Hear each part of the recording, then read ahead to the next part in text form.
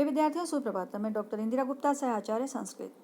विद्यार्थियों, संस्कृत अलंकार की श्रृंखला के भाग 3 में आज हम अतिशयोक्ति, प्रस्तुत प्रशंसा और वक्रोक्ति, इन 3 अलंकारों का अध्ययन करेंगे। अतिशयोक्ति। सिद्धत्वे अध्यवसाय से अतिशयोक्ति निगद्यते। अध्यवसाय के सिद्ध होने पर, अध्यवसाय से सिद्धत्वे, अध्यवसाय के सिद्ध या निश्चित रूप से प्रतीत होने पर अतिशयोक्ति निगद्यते, अतिशयोक्ति अलंकार कहा जाता है। तो अध्यवसाय क्या है? अध्यवसाय से तो अध्यवसाय क्या है? उपमान के द्वारा उपमेय का निग्रहण होने पर जो उपमान में अभेद का आरोप होता है या अभेद ज्ञान होता है, वह अध्यवसाय कहा जाता है। और उपमान के द्वारा उपमेय का निग्रहण होने पर, तो उपमान क्या है, उपमेय क्या है? तो उपमेय कवि जिसका वर्णन करे या कवि का वर्ण विषय उपमेय कहलाता है, और उपमान वर्ण विषय की जिससे समानता दिखाई जावे वह उपमान कहलाता है। अर्थात जिससे समानता दिखाई जा रही है उसका निग्रहण उपमेय के द्वारा कर लिया जाए, अर्थात जिसका वर्णन किया जा रहा है। तो उपमान के द्वारा मतलब जिससे समानता दिखाई जा रही है वह चीज़ वर्ण विषय का ही निग्रहण कर लेती है। उपमान के द्वारा उपमेय का निग्रहण होने पर उपमान में अभेद ज्ञान होता है और वह अध्यवसाय कहलाता है। तो अध्यवसाय से सिद्धत्व और अध्यवसाय के सिद्ध होने पर अतिशयोक्ति निगद्यते, अतिशयोक्ति अलंकार कहा जाता है। या ये कहें कि उपमेय में उपमान के आरोप को अतिशयोक्ति अलंकार कहते हैं। हम उदाहरण देखते हैं। उदेति पूर्वम कुसुमम ततः फलम घनोदय प्राक् तदंतरम पय निमित्त नैमित्तिकयोरयं क्रमस्तव प्रसादस्य पुरस्तु संपदः। पूर्वम कुसुमम उदेति, पहले पुष्प उदित होता है, मतलब पहले पुष्प आता है। ततः फलम, उसके पश्चात फल आता है। वृक्ष में पहले पुष्प दिखाई देता है, उसके बाद में पुष्प से ही फल की प्राप्ति होती है। घनोदय प्राक, पूर्व में घनों का उदय होता है, मतलब बादलों का उदय होता है या बादल दिखाई देते हैं। तदंतरम पय है, उसके पश्चात जल दिखाई देता है, जल की प्राप्ति होती है या बारिश होती है। पहले बादल घूमते घूमते दिखाई देते हैं, उसके पश्चात वर्षा होती है और उसके द्वारा हमें जल की प्राप्ति होती है। अतः हम देखते हैं कि निमित्त नैमित्तिकयोर अयम क्रमस्तव, कि निमित्त नैमित्तिकयो, निमित्त और नैमित्त मतलब कारण और कार्य।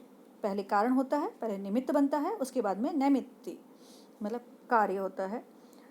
इन अयो मतलब द्विवचन है, इन दोनों के का अयम क्रम है, यह क्रम है, मतलब पहले कारण और फिर कार्य, पहले निमित्त फिर नैमित्त, यह कारण और कार्य का क्रम है। और हमेशा यही क्रम सृष्टि में देखा जाता है।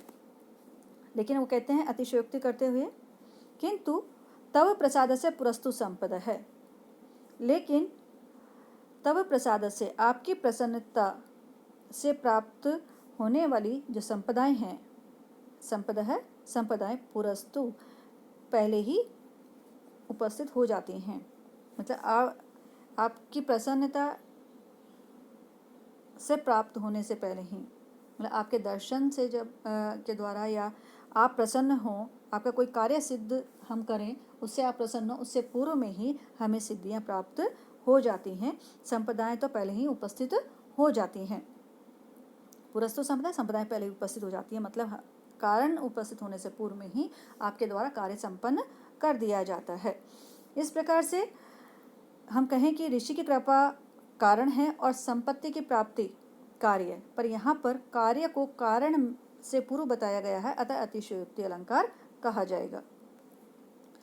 दूसरा उदाहरण है, भवन्ति नम्रा तर्वः फलागमय नवाम्बुभि दूरविलंबिनो घन अनुदत्ता सत्पुरुषा समृद्धिभिः स्वभाव एव एषः परोपकारिणाम्।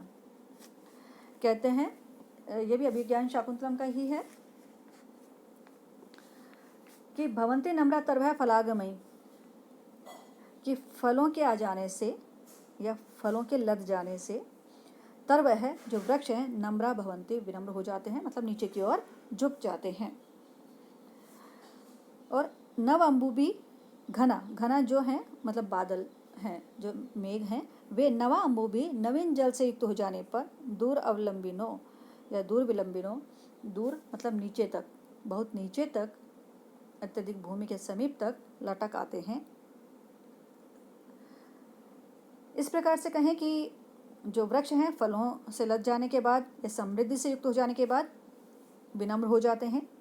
जो बादल हैं वे भी नवीन जल से युक्त हो जाने के बाद नीचे तक लटक आते हैं, मतलब विनम्र हो जाते हैं, अत्यधिक विनम्र हो जाते हैं।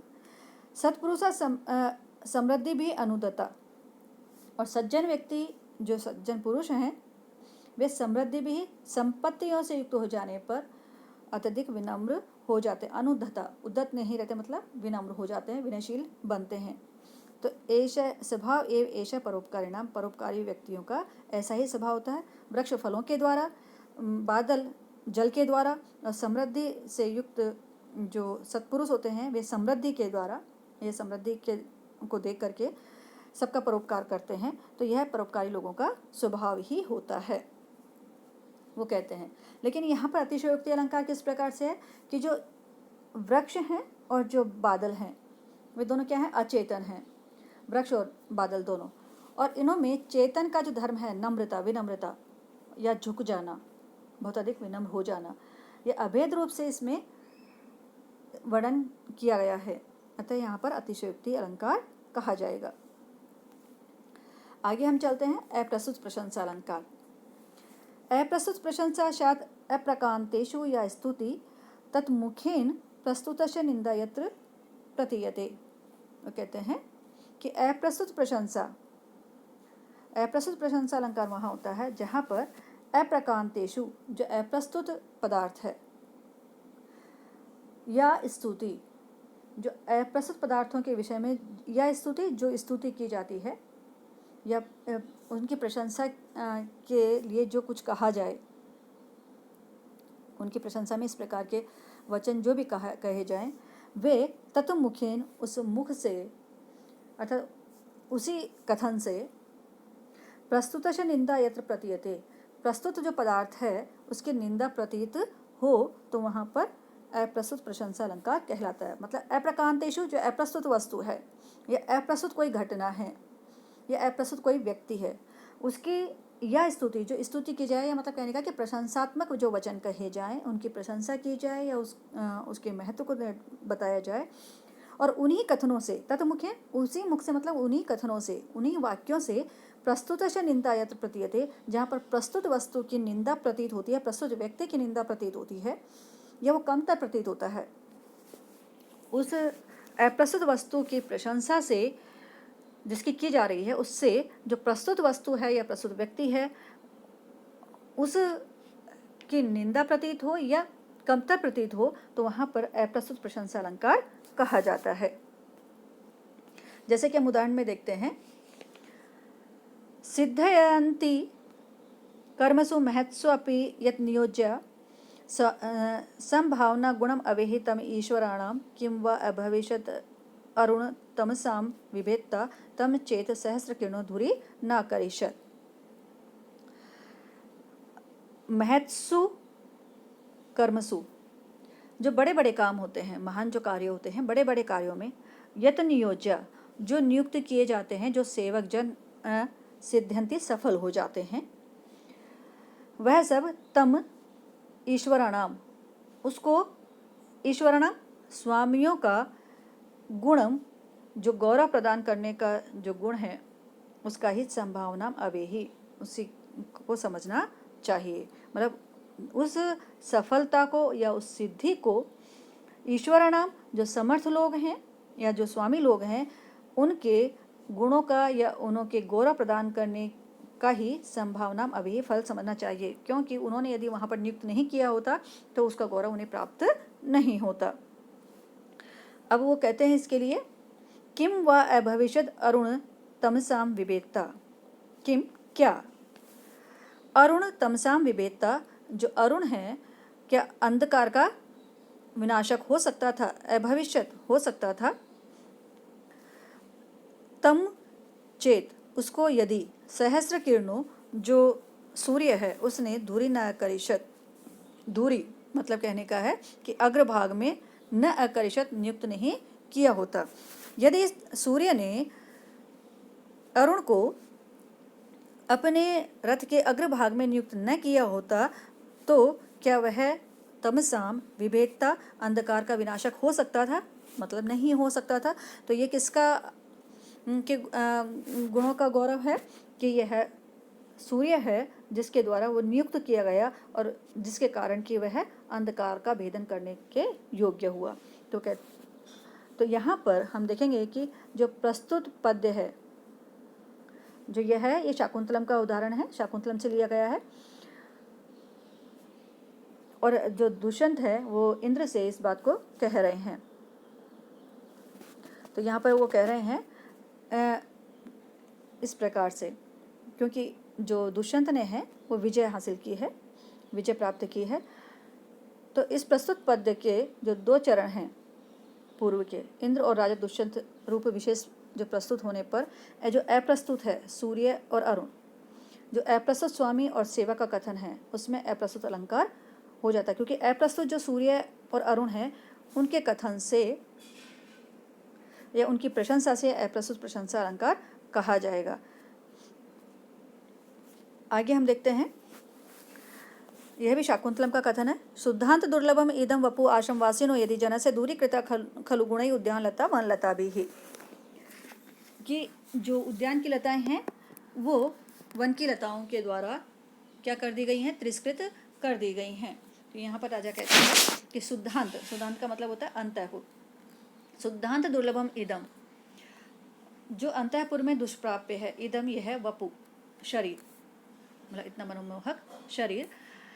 आश्रम वासिनो यदि जन से, वासी आश्रम में निवास करने वाले मनुष्यों का, जनस मतलब मनुष्यों का या इन बालाओं का यदि है तो दूरी कृता खलु, खलु मतलब निश्चित रूप से, गुणों में मतलब कोमल है, सुंदर है आदि, इन गुणों में जो उद्यान लता वन लता भी, उद्यान की लताएं वन लताओं के द्वारा दूरीकृता तिरस्कृत कर दी गई हैं।